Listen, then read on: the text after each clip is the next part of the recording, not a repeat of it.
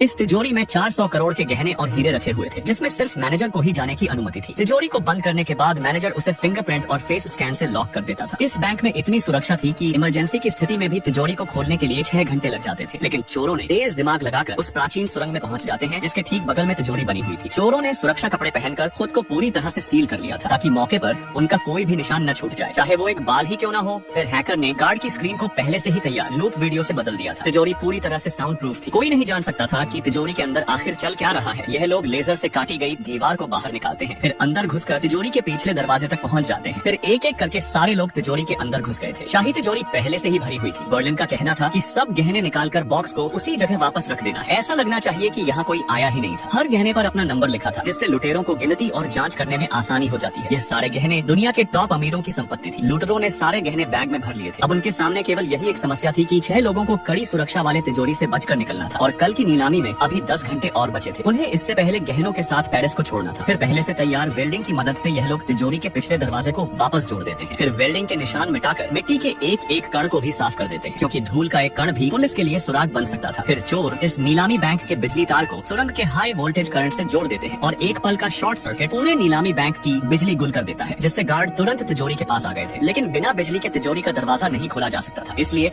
वो एक्सपर्ट को बुलाते हैं, और उस समय के बीच लुटेरों को काटी गई दीवार को जोड़ने और निशान मिटाने का समय मिल जाता है, ताकि जाने से पहले सब कुछ वैसा ही दिखे जैसे खोदने से पहले था। कोई नहीं जान पाएगा कि लुटेरे कभी यहाँ पर आए भी थे। सारे इस्तेमाल किए गए औजारों को भी इस सुरंग की जमीन में दफना दिया जाता है। फिर लुटेरे होटल लौटकर सब अपने रहने के निशान भी मिटा देते हैं, और टीम का एक आदमी गहनों को छोटा करके छोटे छोटे बैग्स में पैक करता है, और उन बैग्स को मछली के डिब्बे में डालकर फिर से उसे सील कर देता है, ताकि किसी को जरा सा भी शक न हो। सारे सुराग मिटाने के बाद बर्लिन पुलिस को भटकाने के लिए कुछ झूठे सुराग तैयार कर लेता है। वो एक नेकलेस लेकर शहर के बाहर एक बंगलो में आता है और झूठे सुराग बना लेता है। फिर अगले दिन जब तिजोरी खोली गई तो पूरे शहर में अलार्म बज उठा था। तिजोरी पूरी खाली थी। कड़ी जांच के बाद पुलिस को मैनेजर के कमरे से गहनों की संपत्ति मिलती है, जिससे पुलिस ने मैनेजर को ही चोरी के लिए गिरफ्तार कर लिया था। दरअसल बर्लिन ने ही नकली सुराग से मैनेजर को फंसाया था। फिर लुटेरे पर्यटक बनकर अलग अलग अनजान बस से पेरिस को छोड़कर जा रहे थे, लेकिन लुटेरों को पता नहीं था कि मामला इतनी जल्दी शांत नहीं होने वाला है, क्योंकि 34 गहनों के मालिकों ने मिलकर दुनिया की सबसे टॉप जासूस को जांच करने के लिए बुला लिया था, जिससे बचना नामुमकिन था।